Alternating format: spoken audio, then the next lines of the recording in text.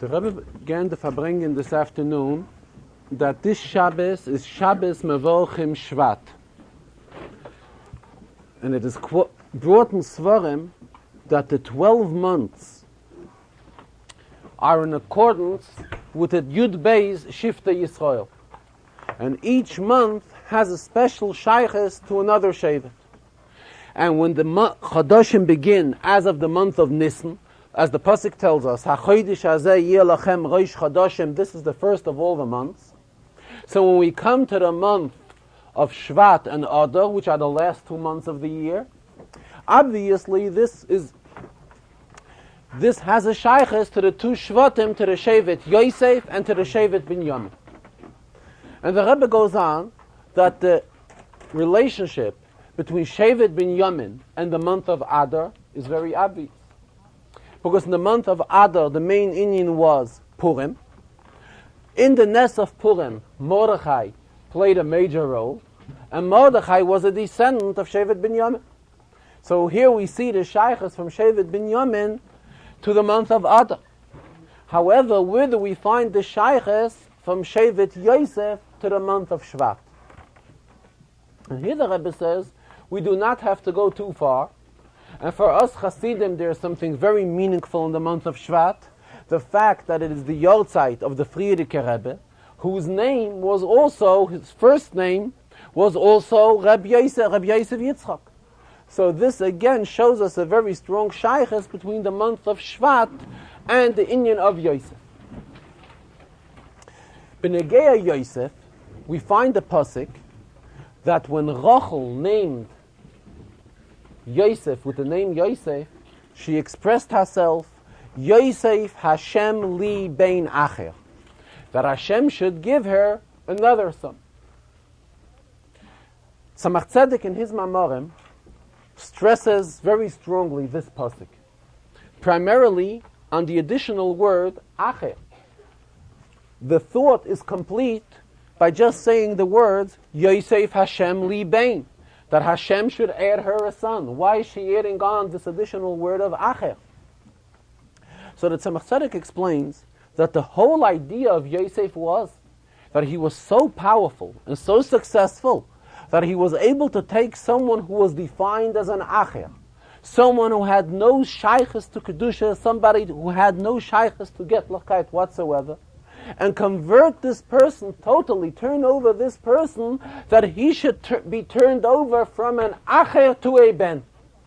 So this is the whole idea of Yosef, that he's successful in taking one who was until now referred to as an acher, and is taking this acher and converting him into a ben, a suitable son to HaKadosh Baruch.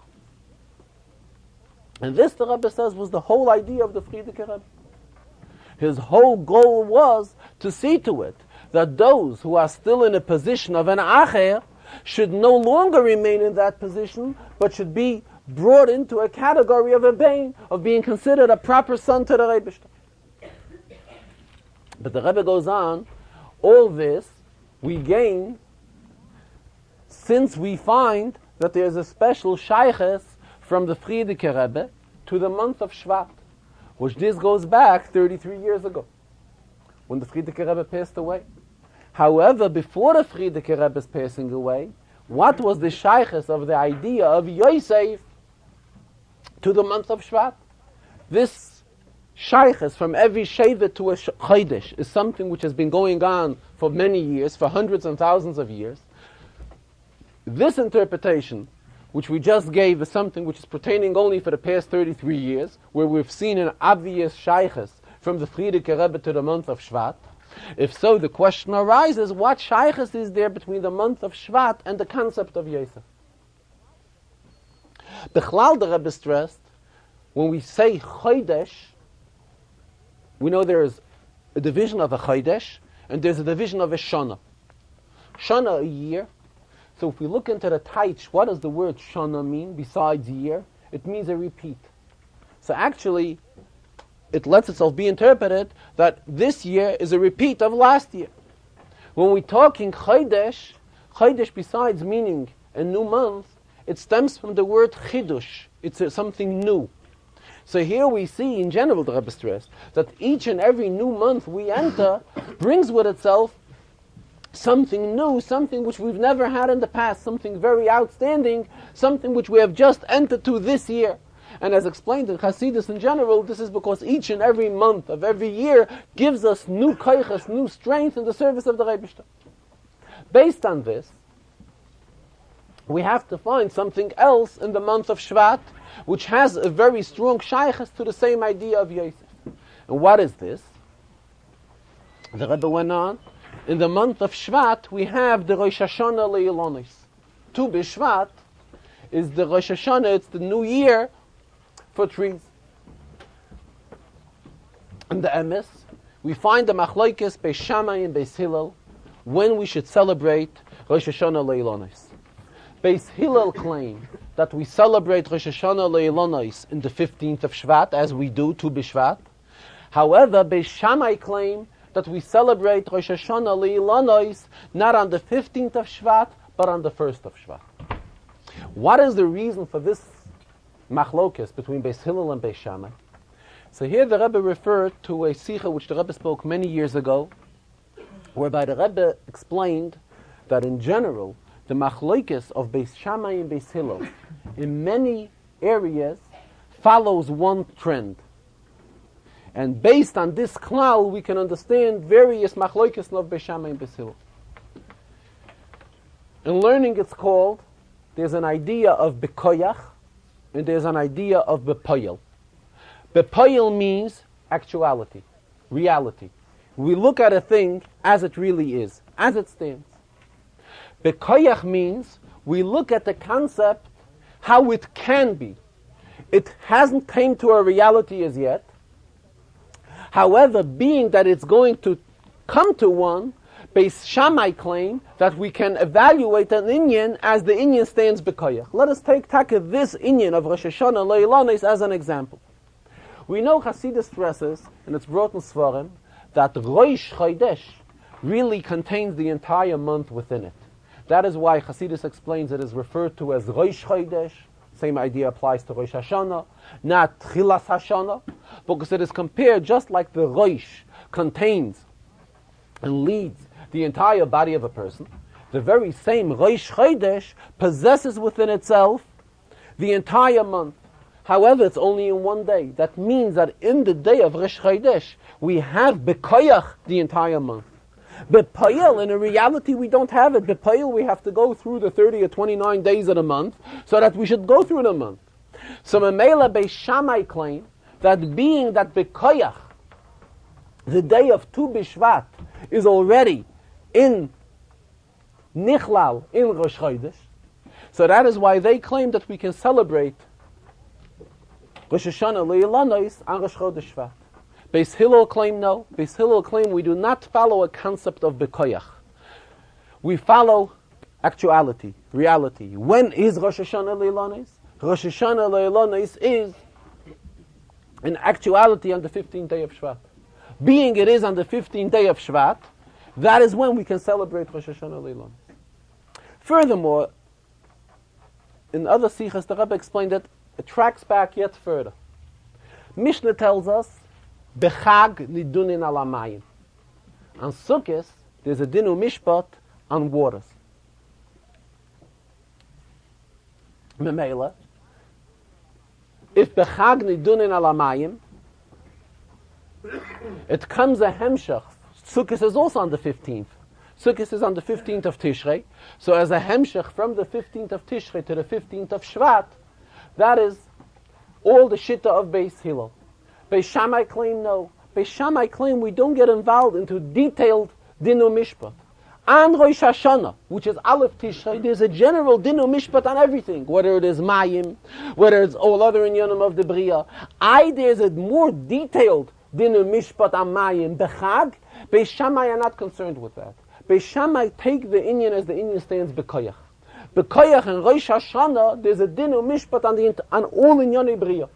So as a continuation from Rosh Hashanah, it comes to the Rosh Chodesh of Shvat, when in that month we have Rosh Hashanah Leilonis. Beis Shammai claim that on a Rosh Chodesh Shvat, that is when we celebrate Rosh Hashanah Leilonis. Same thing, there's another famous machlokes of Beis Shammai and Beis Hillel. How do we light Hanukkah licht? Just had Hanukkah a few weeks ago. We know that we light Hanukkah licht each day an additional candle. That means on the first day, 1, until we finally reach the 8th day of Hanukkah, that is when we light 8 Hanukkah candles. Beis Shammai's opinion is contrary. Beis Shammai claim we start with 8, the second day we light 7, until finally on the last day we light 1. This machlokes of Beis Shammai and Beis Hillel also lets itself being interpreted the very same way. Beis Hillel claim we look on the poil, on the reality. Today is the first day of Hanukkah. All we have is 1 day.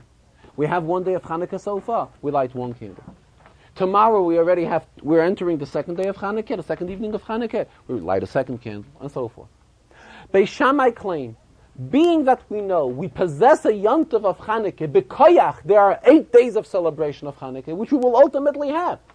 That is why Beis Shammai follow a shittah that we take the inyan as it stands b'koyach, and b'koyach, the first day of Hanukkah, we will have 8 more days to go. So that is why they claim we light 8 candles. The next day, we only have 7 more days to go. So b'koyach, we will still celebrate 7 days. That is why they claim we light 7 candles. Until finally, on the last night, we only light 1. But getting back to our inyan, we know that we celebrate Tu B'Shvat according to halachos Beis Hillel, and we celebrate on Tu B'Shvat Rosh Hashanah Leilanis. And the Svarim tell us, Ki ha'adam eitz hasodeh, man is compared to a tree, and just like a tree constantly keeps on growing, the same thing we find by human being as well. And here the Rebbe stressed we find this by trees more than by all other things which are created in the world. The concept of a constant growth, a constant growing, the peiros that are constantly growing, and as days go by we can constantly notice the growth of the peiros. This is something which is expressed very strongly in fruit.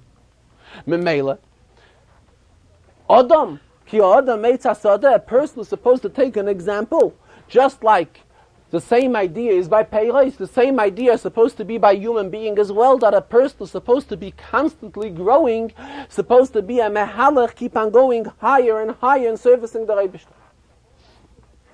So this is the whole idea what the month of Shvat stands for. The month of Shvat stands for major reminder, just like a person is ki Adam eitz hasodeh. And just like eitz hasodeh constantly keeps on growing, and from the very beginning until it turns into a beautiful fruit, the very same is by a person. And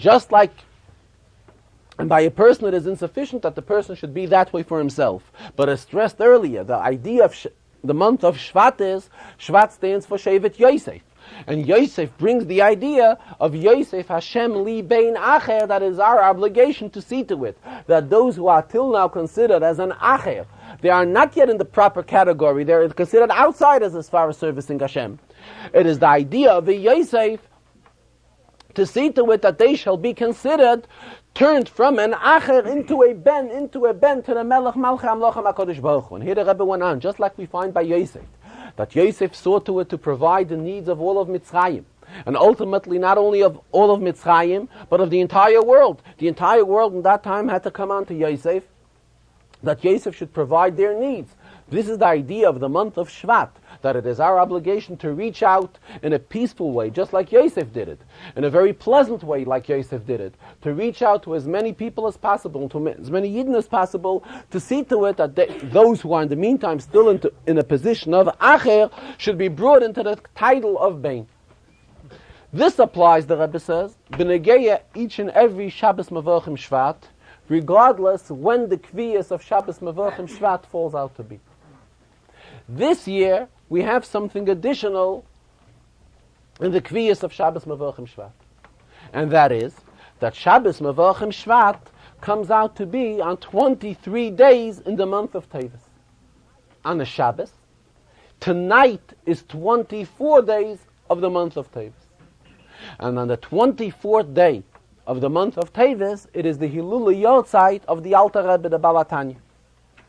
And in fact, the year the Alter Rebbe passed away, which is 170 years ago, the Kvius was the same as it is this year. The Alter Rebbe in that time was en route, he was traveling. And that was in the time of the War of Napoleon. And the Alter Rebbe was and his family were running away from Napoleon. And as it is written, it was in a small village. The name of the village was Piene. On Motzei Shabbos, the evening of Chav Dalet Teves, at approximately 10:30 at night, that is how the Tzemach Tzedek writes about the passing of his grandfather, the Alter Rebbe. It was after Havdalah on Motzei Shabbos, and that is when his grandfather, the Alter Rebbe, returned his neshama to the Rabbeinu Shalom. And this was on this day of Chav Dalet Teves. Being that Shabbos Mevorchem Shvat falls out on Chav Gimel Teves, and now in the Farbrengen it's already Chav Gimel Teves in the afternoon, so we're already in a time when we have a very close shaychus to the time of Chav Dalet Teves. B'negei Chav Dalet Teves, the Rebbe went on, we find that the name of the Alter Rebbe was Shneier Zalman. And it is known what the Frierdiker Rebbe writes in the Siches, that Shneier stands for Shnei Oyer, two lights. And as explained in the Frierdiker Rebbe Siches, it is the Oyer of Nigla de Torah, as well as the Oyer of Pnimiyas HaTorah. That the Alter Rebbe combined within himself, he was a giant in Nigla de Torah, as well as a giant in Pnimiyas HaTorah and Torah Sachsidus. However, the Rebbe is stressing, we see that his excellence in both Chelkei HaTorah is combined in one word. What does this show us?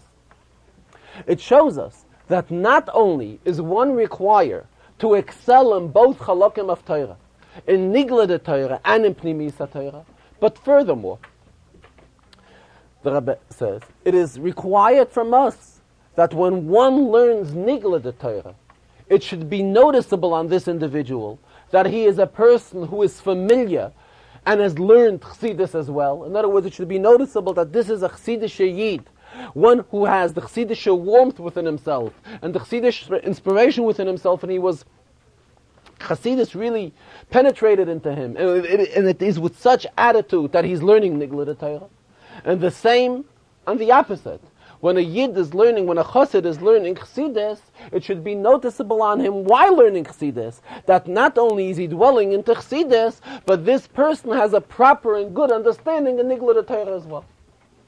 And here the Rebbe said at times we hear stories from the Rabbeim, and we bypass them, and we don't even pay attention to take out a proper lesson from this particular story which we read or hear.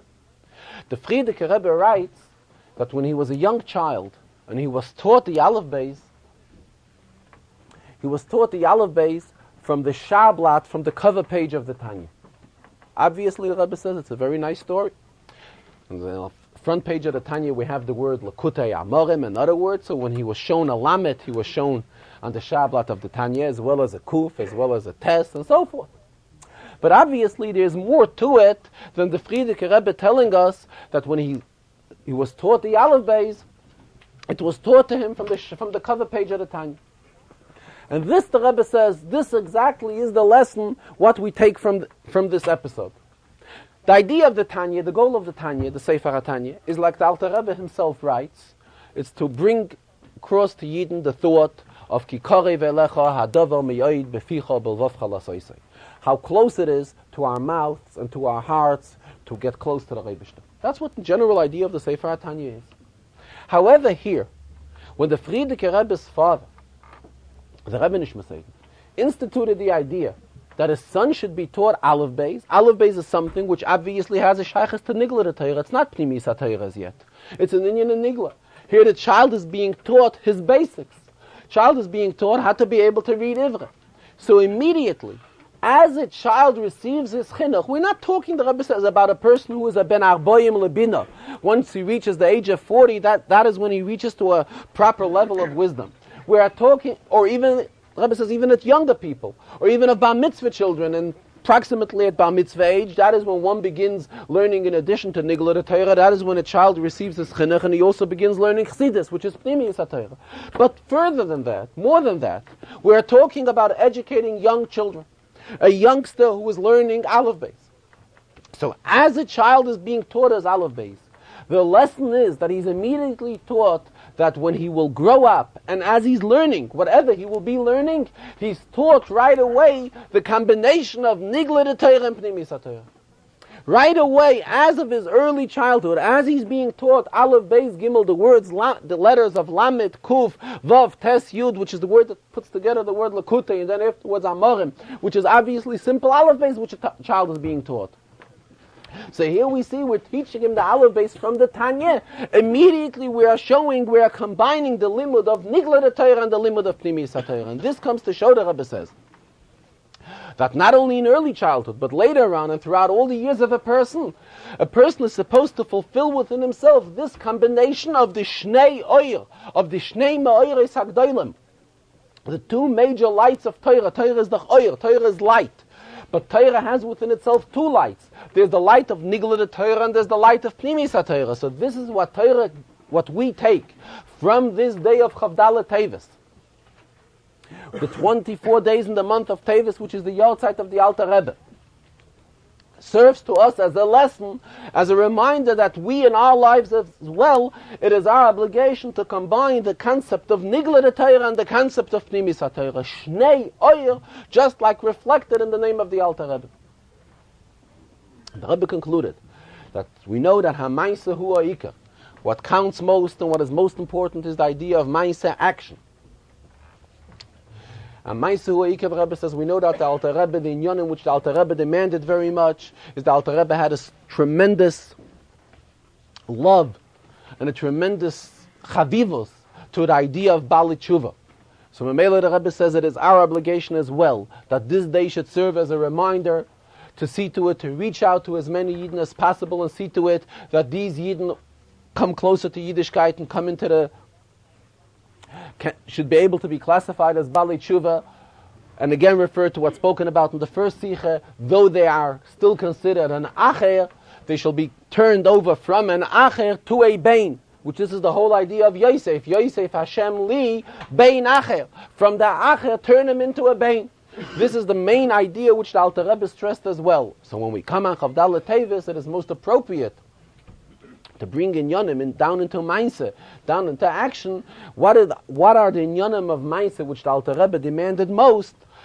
First of all, it's the inyan of Shnei Oyer, which we just spoke about, is stress and Nigla Torah and Pnimis HaTorah, and not just as two separate inyanim, but it should be obvious, the shaychus between Nigla and Pnimis, and as well also the inyan of Bali Tshuva. Being that this afternoon was the afternoon close to Chavdalet Teves, the Rebbe says it's most appropriate to discuss an inyan in the Alter Rebbe Svarim. Amongst the Svarim of the Alter Rebbe, we know that the Alter Rebbe wrote the Shulchan Aruch. However, Hilchas Talmud Torah was printed prior to the entire Shulchan Aruch. It came out as a pamphlet before the Alter Rebbe Shulchan Aruch was printed. In fact, not only did it come out before the Shulchan Aruch, it was even printed before the Tanya. The first sefer from the Alter Rebbe which was printed was Hilchas Talmud Torah. The Rebbe says he will raise a question which throughout the years he never heard anybody mention this question. And obviously it's a very simple kasha, as the Rebbe refers to it, a klotz kasha. And still, nobody ever raised this question. The opening words of the Alter Rebbe to Hilchas Talmud Torah, the Alter Rebbe begins with the following words.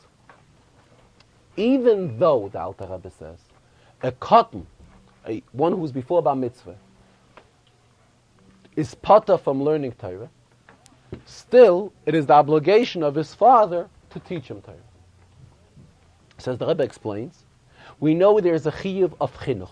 A father is mechuyev to be mechanech his child.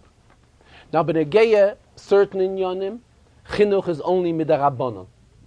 In other words, to get a child used to do the mitzvah, he's really not mechuyev to do the mitzvah yet. Minat Torah, when is one mechuyev? When he becomes bar mitzvah, when he reaches the age of 13. However, when the child is still a youngster, midarabbanon, a father is mechuyev to get the child used to do mitzvahs. However, to train a child to learn Torah, this is the father's obligation, min ha-Torah. So again, the child is not obligated to learn Torah as yet, because he's not bar mitzvah. However, his father is obligated to teach him Torah, min ha-Torah. And here the Rebbe says we find different interpretation. For example, b'negei mitzvahs mila. B'negei mila, there are some that want to learn as follows: that really it is the obligation of the child to see that he should be mild. However, being that we're talking about an 8-day-old infant, the child cannot do anything about himself yet. That is why the father takes over the child's responsibility, and the parents are the ones that are mild the child. And for this reason, if parents did not take care of it, once the child grows up older and he finds out that he wasn't gemalt after the age of 13, he is still obligated to see to it that he goes through circumcision. B'negei Talmud Torah, it is not so. B'negei Talmud Torah, on the youngster there is no chiyuv, min ha-Torah. The chiyuv is on the father. So that is why the Alter Rebbe learns, af al pi shahakotten potter mikrishme, even though the cotton is potter from mit Talmud Torah, still it is an obligation on the father. The father is mechuyev to teach. So this question, the Rebbe says he spoke about already at previous occasions. It sounds a little strange. The Alter Rebbe is beginning, the opening words to a sefer which is called Hilchos Talmud Torah, the dinim of Talmud Torah, the obligations of Talmud Torah. What does he start with? What are his opening words? About one who is not obligated to learn Torah. The Alter Rebbe should have started in a positive way. Should have started not with the words afal pi sha'akotten poto mit Talmud Torah. Let him start that Av is mechuyev to teach his son Torah. Why is he starting with a negative way? These are halachas which are supposed to tell us who is mechuyev to learn Torah and the greatness of Talmud Torah, etc. The Alter Rebbe doesn't begin with this. The Alter Rebbe begins even though the cotton is potter to learn Torah. Why is he beginning about the ptur mit Talmud Torah? His opening words to Talmud Torah should be about the chiyuv on Talmud Torah. Rebbe says if we look into the Rambam also begins similarly to the Alter Rebbe. The Rambam begins with the words, even though noshim, avodim, and ktanim are not obligated to learn Torah. The Alter Rebbe talks only about a cotton. The Rambam talks not only about a cotton, he talks about noshim and avodim as well. However, the Rebbe says, in the Rambam, if we look into the Rambam, before every halacha, the Rambam usually counts details all the mitzvahs that are in this halacha. And the Rebbe says, we know that this was written by the Rambam as well. So, before the Rambam starts with his words, though noshim and avodim and ktanim are potter from Talmud Torah, the Rambam tells us 2 lines about the mitzvah of Talmud Torah. The Rambam says that there's a mitzvah to learn Torah and there's a mitzvah to teach Torah. So the Rambam already spoke in the positive inyan of learning Torah. Then he goes, that true, however, there are those that are potter from learning Torah. The Alter Rebbe did not speak anything positive about somebody learning Torah. He only begins with the negative way, that a cotton is potter from learning Torah. This, the Rebbe says, is one shaila which he spoke about already at previous occasions and previous Farbrengens, which he's not going to get into now. However, there's another shaila. There's a medrash, there's a chazal. Chazal tell us, Arba poschu ba'af.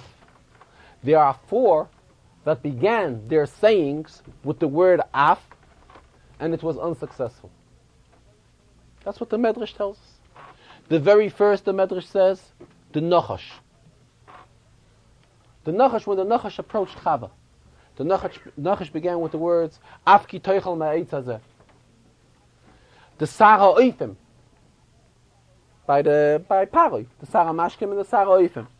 The Sarah Oifim also used the word af, and we know what happened to the Sarah Oifim. What's the Sarah? Af. What is the Sarah? The Sarah Oifim, the baker. Okay. And 2 other occasions where the word af was used, and it wound it up in a very, very unpleasant. So if so, the Alter Rebbe here is using the opening words to this chashav inyan of Hilchas Talmud Torah. What is the first word of the Alter Rebbe? Afal pi shakotten potter mit Talmud Torah. So he's beginning with the word af, afal pi, even though.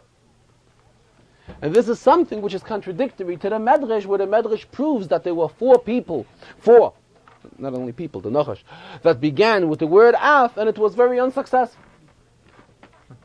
And this, the Rebbe says, is a very unusual type of a question, but at the same time it's a very obvious question. And he never came across, neither in writing, neither Baal Peh, to hear from anybody to ask this question. And the Rebbe explained it based on what Chassidus explains in Lekutei Torah. In Lekutei Torah, the Rebbe says there's a whole explanation from the Alter Rebbe, where the Alter Rebbe refers to the Pasuk, Kol nikra b'shmi l'chvoidi, b'rosiv, yitzartiv, af asisiv.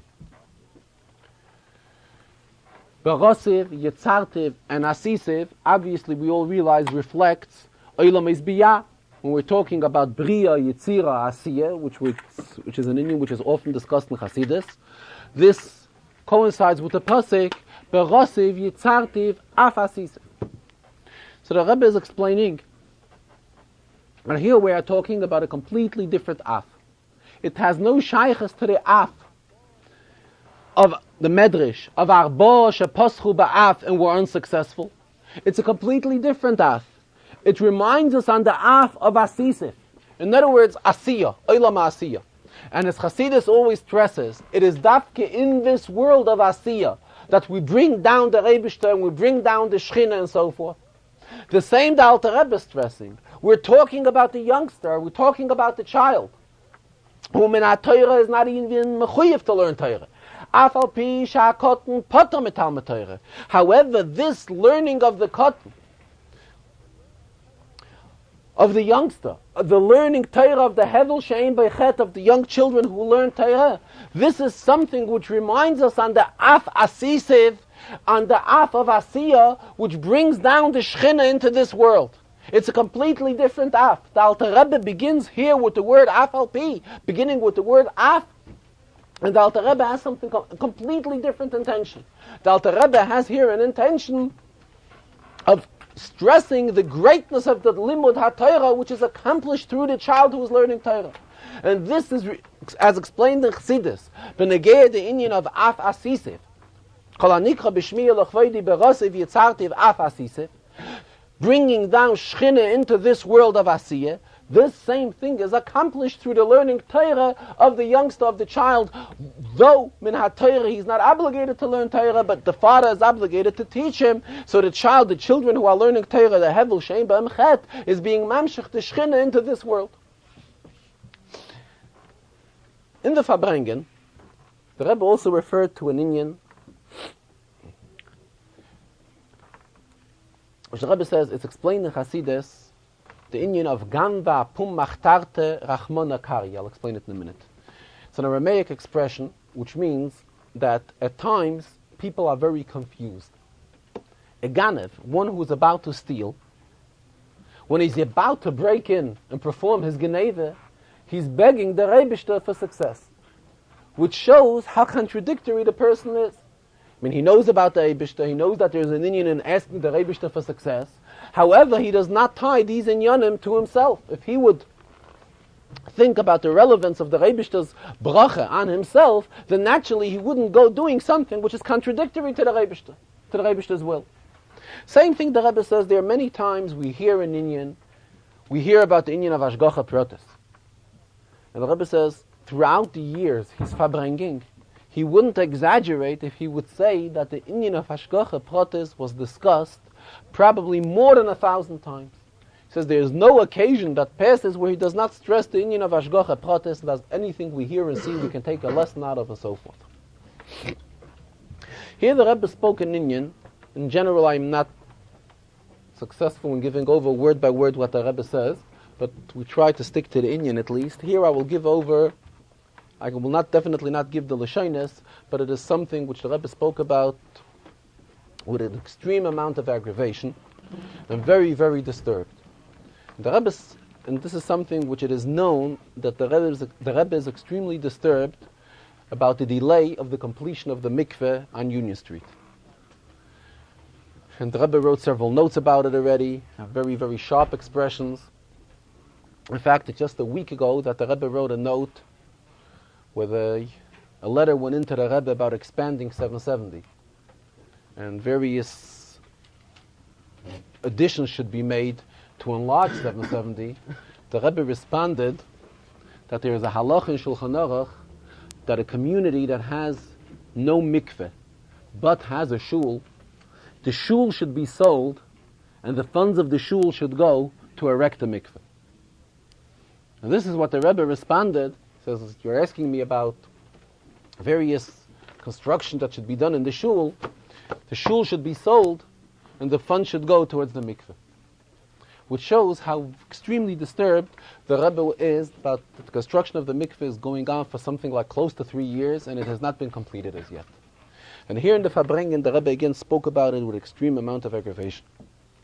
And the Rebbe referred to various incidents that have taken place in the community in the past summer. Incidents that involved Jewish women, and not once, and not twice, but 3 times.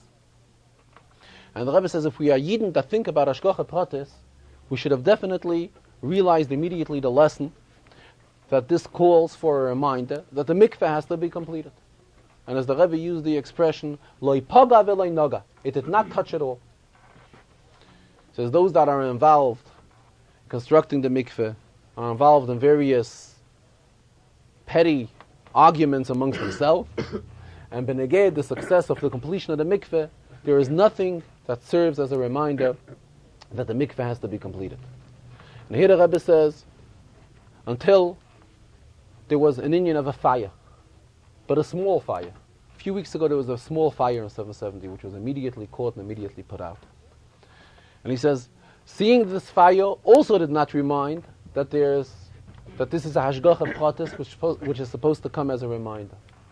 So unfortunately, we had to come through not only a small fire, but a big fire. And hopefully the Rebbe says all this will serve, and here the Rebbe expressed himself, luckily, there alpines, expression of the Rebbe was, alpines,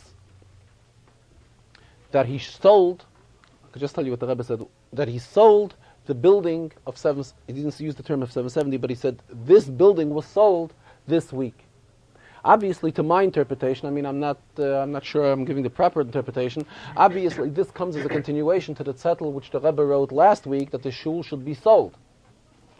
So maybe there was somebody that made some sort of a transaction, and obviously, the way it seems, again, I'm not the one to permit myself to give interpretations in the words of the Rebbe, but it seems that what the Rebbe meant, chas v'chalila, otherwise the fire would have hit not only a neighboring building, a building which is part of 770, but chas v'shalom further. So this is probably what the Rebbe meant, that luckily the building was sold and during this week.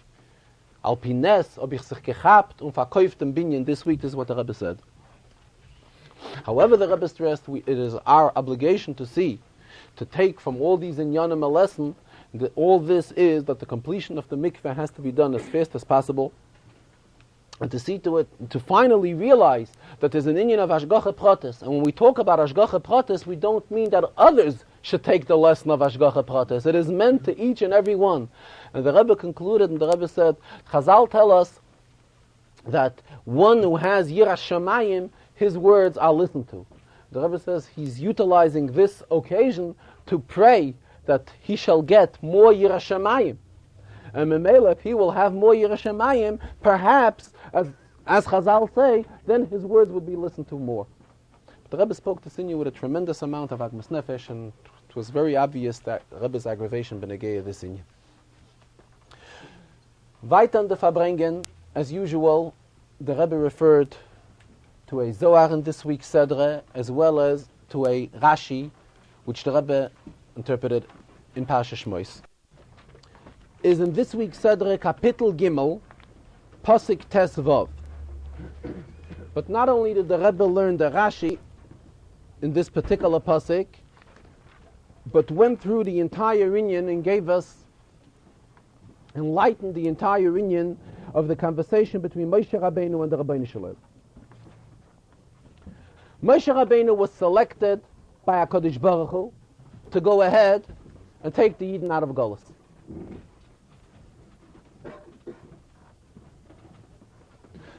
So in Pasuk Yud Gimel, Moshe is questioning Hashem. Vayomer Moshe Elokim. I will come to the Yidden and I will tell them that God, the Hashem, the God of your ancestors, has sent me to you. The Yidden will ask me, what is his name? What shall I tell them? What did the Rebbe answer? Vayomer Elokim el Moshe. Eke asher eke. The Rebbe says we know al pi halacha there are 7 names of the Rebbe which are not allowed to be erased. Zayin Shemos Hakdoshim. It is a shaila in Gemara if this shame, Eke, Asher Eke, is one of them. In Gemara, it is brought an opinion that it is a shame that is not allowed to be erased. However, in Halacha, neither in Rambam, neither in Shulchan Aruch, it is brought that this shame is one of the Shemos she'enon and mechakim that are prohibited to be erased. Vayomer kosam el bnei Yisrael. This is what you shall tell the Yidden. Eke shlachani aleichem. Rebbe began questioning something very strange. What is Moshe Rabbeinu telling the Rebbe? The Yidden don't know about Hashem. What name should I tell them? What's the pshat? What name should I tell them? The Yidden, the Avos, the Shvatim, they have all known about the existence of an Eibishter.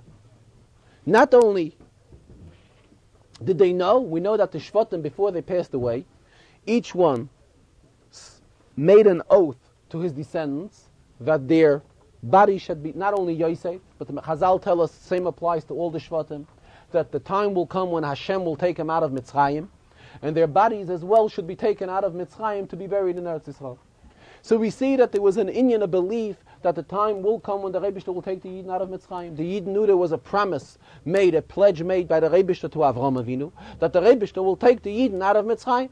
So they knew there was an Rebbe. What are they questioning? Moshe Rabbeinu is saying, if the Yidden will say, Ma Shemai, Ma Oymar Aleim, what shall I tell them? What do you mean, Ma Shemai? We have learned the complete Chumash Bereishis, constantly, Shem Hashem, Shem Elokim, constantly, pasuk after pasuk. People before Mitzrayim, the Avos, the Shvatim, everybody knew about the existence of Hashem Hashem. Moshe Rabbeinu was told by the Rebbe to go ahead and take the Yidden out of Golus. What is he saying? The Yidden are going to ask Ma Shmoi. If they will ask Ma Shmoi, Ma Oymar Aleim, what shall I tell them? So the Rebbe goes on and tells them. Then the pasuk Tezvav, Vayomer Oida Elokim el Moshe. And the Rebbe is also saying to Moshe, Koi Soymar el Bnei Yisrael, this is what you shall tell the Yidden. Hashem Elokei Avesechem, Elokei Avram, Elokei Yitzchak, Velokei Yankov, the father of Avram, Yitzchak, Yankov, Shlachani Aleichem has sent me to you. Zeh Shmi Li'olam, this is my name forever. V'zeh Zichi, and this is my remembrance, l'der v'der. Let us look into Rashi. Zeh Shmi Li'olam, Rashi says, Chosar Vav. Li'olam normally should be spelled Ayin Vav Lamet Mem. It is spelled without the Vav. Heli Mehu, he has hidden his name. Shelo Yikorei Kiksovei. We know that the shame of Hashem, the way we say it, whenever we see Yud Kei Vav Kei, we pronounce it Adnai. However, this is not the real pronunciation. There's the pronunciation of Shem Hashem as the Kohen Gadol would say it in the Beis HaMikdash, which is something which we do not say. Does Chazal tell us, Loi keshani nichtav ani nikra. I am not called the same way as I am written. So Mamela, the Rashi is learning Pshat, that the Rebbe is telling here, Moshe Rabbeinu, when you will refer to my name to the Yidden, you shall tell them my name not as it is Kiksavai. In other words, not like the Kohen Gadol would recite it in the Beis HaMikdash, but you can only say Shem Adnai. V'zeh zichri. Let us go ahead to the next Rashi.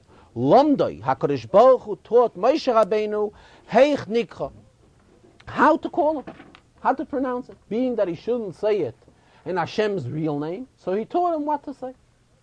V'chein David hu oimer, the same thing we find by David, Hashem Shimcha L'Yolam, Hashem Zichcha L'Doyer V'Doyer. Rebbe asks a very obvious question.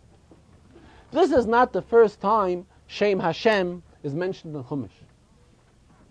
If Rashi is trying to tell us that the Shem of Hashem is not pronounced as it is written, Rashi should have given this introduction to the child who was learning Chumash right away in Chumash Bereishis. Rashi doesn't do that. Chumash Bereishis constantly will Shem Hashem is mentioned. It is only here that Rashi waits till this occasion, and Rashi tells us that there's a Shem ki ksavai, and there's a Shem ki kriyasai. And Hashem Yisbarach told Moshe Rabbeinu that when he will tell the Yidden, referred to the Rebishter, he shall not pronounce his name as it is ki ksavai. The Rebbe explained this whole inyan as follows. The Rebbe also mentioned that there is a Meira Nevuchim from the Rambam. Towards the end of the Meira Nevuchim, the Rambam writes that this Shem Hashem of Eke Asher Eke stresses how the Rebishter is the one who has created everything in this world.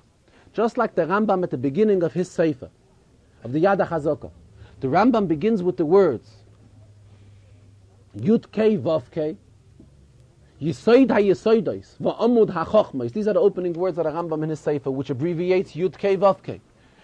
That the main foundation of all intelligence is to realize that there is an existence of Hashem Yisbarach, and Hashem Yisbarach is the one that has created the entire world. The same thing the Rebbe says, the Rambam interprets this Shem Eke Asher Eke. It means that HaKadosh Baruch Hu is the one that has created everything in this world, and he is the one that stands behind everything in this world. This is how the Rambam interprets this. However,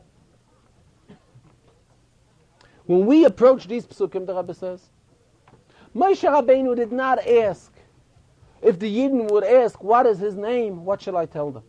Naturally, he knew that there's a Shem. There's an inyan of Shem Hashem, or Shem Adnai, or Shem Elokim, and so forth. However, as the child who already has learned Chumash, Ben Chumash Lemikho has learned Chumash Bereishis, is already familiar that there are various titles to the Rebishter. We know that Shem Hashem is Rachmim, Shem Elokim is Din. So Moshe Rabbeinu is asking, now that the Yidden are in such severe tzaras, the Yidden are in such matzav hagolas, what is the proper Shem to address now? What is the proper title to use? Is it befitting Shem Elokim? Is it befitting Shem Adnai? What's befitting here? In other words, this is a situation which the Yidden were never in as yet. The Yidden here are in Golas, and such a terrible type of Golas. So Moshe Rabbeinu is confronting the Rabbeinu Shalom. They will ask me, what title, under what title do you go now, Rabbeinu Shalom? What shall I tell them? And here is the response of the Rebishter. Vayomer Elokim el Moshe, the Rebishter is responding to Moshe. Eke ashe eke. What does that mean? If we look into Rashi and Pasuk Yudalit, Rashi says, Eye imam b'tzara zois. HaKadosh Baruch Hu says, he is with them in this Golas, and he will be with them in all future Golias. In other words, you, Moshe, are asking how to define the Rebishter with what type of title under such circumstances that the Yidden are in now. True. Now tell the Yidden that in whatever matziv Yidden are in, the Rebishter will be with them in the same matziv. And here the Rebbe referred to the pasuk, Bechol tzarasam lo tzar. In all the tzaras of Yidden, in all the engschaft, and all the agony, and all the pains of Yidden, not only is it bad to the Yidden, but it's the same. It's as equally painful to the Rabbeinu Shalom as well. It's a matziv, the Rebbe says, where Paro is bathing in the blood of Jewish children. The Rebbe began crying here terribly. The Rebbe couldn't control his tears. There's a Paro Melech Mitzrayim, who is, as Chumash tells us and Rashi tells us, that in the time of Golus Mitzrayim, Paro was easily and pleasurably bathing in the blood of Jewish children, and thousands upon thousands of Jewish children were killed at that time. You shall know, and Moshe is asking, what is the title of the Rabbeinu Shalom at this time? So the Rabbeinu Shalom is answering, Eke Asher Eke.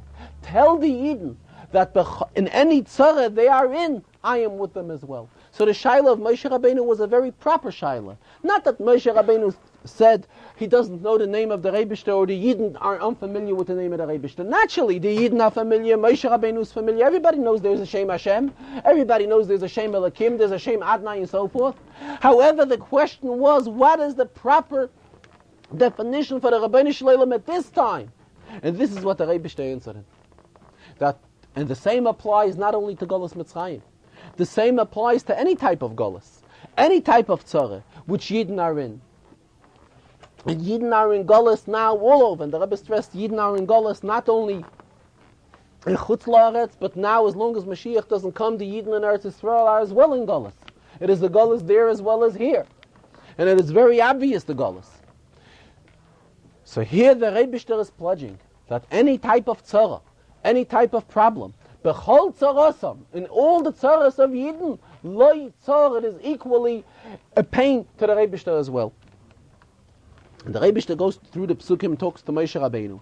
Vayomer oida lekim el Moshe. And the Rebishter is also adding on to Moshe and he's telling him, Koi soimer el b'nei Yisrael, this is what you shall tell the Yidden. Hashem elokei aveseichem.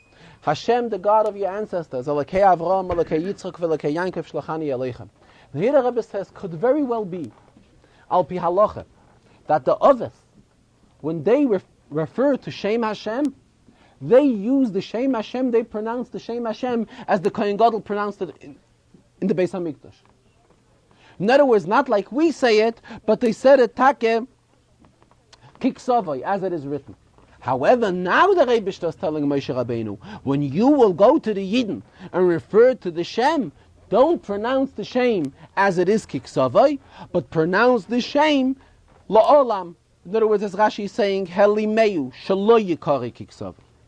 So here the Rebbe says, one may want to say that why is this? Because the Yidden were in Golus, or because of the tzaras of Yidden, or something like it. So Rashi says no. Chain David. We find the same by David. And David definitely lived in a very peaceful time. Not only peaceful, he was a king, he was a ruler. He was Melech Yisrael. So by David HaMelech we also find that the Rebishter did not want that his name should be said, expressed kiksavai, but the Rebishter told David HaMelech the same, Hashem shimcha liyaylam, Hashem zichecha l'der v'der. In other words, when you mention the Shem Hashem, don't you mention it kiksavai, don't you mention it as it is written, but mention it as we pronounce it today. In other words, the Shem of Yud Kei Vav Kei is pronounced as Adnai, but not to say it as the Kohen Gadol would say it in Yom Kippur. So this is what the Rebishter is telling Moshe Rabbeinu. Tell the Yidden that I am the same, it's Hashem Elokei Avoseicha, the same God of Avraham, Elokei Yitzchak, Elokei Yankov, Shlachani Aleichem. However, when you will address yourself to the Yidden, the Rebishter is giving Moshe an additional instruction. It should be in such a way of Zeh Shmi Liyolam. Liyolam Chasar Ksiv. It says Liyolam without a Vav, which shows us for Olam, it shows that it should be hidden. So the Rebishter is giving Moshe Rabbeinu here an additional instruction that when he will refer to the Shem Havayim, he shouldn't pronounce it as the Kohen Gadol pronounced it in the Beis HaMikdash, but should pronounce it as we pronounce it today. But really, in essence, it is the same God of Avraham, Yitzchak, v'Yankov, and Benegei Avraham, Yitzchak, v'Yankov, and the Shvatim could be, the Rebbe says, that they could pronounce the Shem Hashem as it is Kiksav. The Hera, naturally, that we get from this whole inyan, the lesson is the Rebbe again reiterated strongly how we see that the Rebishter is with Yidden at all times. And Benegei Zayir in this week's Sedra, the Rebbe tied it into the same idea. That there is a Zohar in this week's Sedra that tells a Maisa about several Tanoim that were going for a walk. And they got involved into discussing Parshas Yisroi. They discussed Parshas Yisroi, where it says that when Yisroi arrived to Moshe Rabbeinu, Moshe went out to greet him. Aaron went out to greet him. So Rashi uses the expression, Mi ra elu yotzim v'hu eina yotze. Who would see such chashuve people, Moshe, Aaron, and the Zkenim, are going out to greet Yisroi, and they would hold back from going out? So naturally, all of Klal Yisrael followed, and everybody came out to greet Yisroi, which was a tremendous honor which Yisroi had as he arrived to Moshe Rabbeinu. So in the Zohar, they discuss it, they tie this inyan to the pasuk of Anoichi Ered Imcha Mitzrayim. The Rebishter said to Yankov that when Yankov will go down to Mitzrayim, Hashem said he will go along with him. So the Tanoim and the Zohar said, Madach, when Moshe Rabbeinu and Aaron HaKohen and the elders of Klal Yisrael went out to greet Yisroi, it is written that whoever sees these people go out, it is most suitable that everybody should follow. So now, if the Rebishter himself is pledging to Yaakov Avinu that he will go together with him, or I will go along with you to Mitzrayim, so how much more so is it befitting to say that everybody is joining the Rebishter and joining the Yidden as long as the Yidden are in Golas. Everybody, meaning the entire Pamal Yishal Maila and all the Malachim, as long as Yidden are in Golas, Yidden are not alone. Because the Rebishter promised to Yaakov. Initially, when Yaakov went down to Mitzrayim, the Rebishter gave a pledge on Noichi Eired Imcha Mitzrayim. And as long as Yidden did not come back from Mitzrayim, which all Golis are al Shem Mitzrayim, Kol Golis al Shem Mitzrayim Nikru, as long as Yidden did not come back from Mitzrayim, the Rebishter is still with Yidden. And how the Rebbe began talking, describing all the hard Golis in which Yidden went through, and how thousands upon thousands of us were taken away from us and were killed. Al Kiddush Hashem. However, we still have to get the strength from this that the Rebishter is with us. Just like the Rebishter promised to Yaakov. The Zohar says that when the Rebishter said this, everybody went along with the Rebishter. Because it's not befitting. If the Rebishter is going with Yaakov, then everybody has to go along with HaKadosh Baruch Hu. So if everybody is going along with HaKadosh Baruch Hu, and everybody are with us together in Golas. And as long as Mashiach does not come to take us out of Golas, we are still in Golas. But we are in Golas not alone. Like the Rebishter told Moshe Rabbeinu in this week's Chazarah. And the same thing when the Rebishter pledged to Yaakov, the Rebishter is with us in Golas. And any type of problem a Yid encounters, as a group or individually, a Yid always has to know that he has the Rebishter with him. And this is the lesson we take from this week's Chazarah from the Rashi, as well as from the Zohar in this week's Chazarah, that a Yid is never alone. And wherever a Yid is, how schlecht chas v'shalom it seems to him it is, a Yid must always know that he has the Rebishter with him. We also mentioned in the Farbrengen the importance of Miftzayim, and Rabbi listed all of the Miftzayim to reach out to all Yidden B'negei the Miftzayim, and particularly B'negei Miftzah Sefer Torah, which is a Miftzah of Achdus, of unity, because by Yidden being united in one Sefer Torah, this creates unity amongst Yidden, Achdus Yisrael, which is something extremely vital. Rabbi also pointed out that Rosh Chodesh Shvat will fall out on a Shabbos. Rabbi says this is something interesting, which he's pointed out several times this year, that many major inyanim, many major days this year fell out on a Shabbos. Rosh Hashanah, Shmini Atzeres, and when it was Chanukah, the Rebbe also discussed that the Chanukah always must be one day. Chanukah always must be in Shabbos. However, this year there was something special, that there was the first day of Chanukah was on a Shabbos, as well as the last day of Chanukah was on a Shabbos, and we all know the greatness of the Yom HaShabbos. Now that we're approaching Rosh Chodesh Shvat also in various years could fall out on different days. Here we are coming to a year where Rosh Chodesh Shvat will also fall out on Shabbos. So we see that as the Luach is set up for this year, there are many Chashiva days that are falling out to be on a Shabbos, which is something of special significance.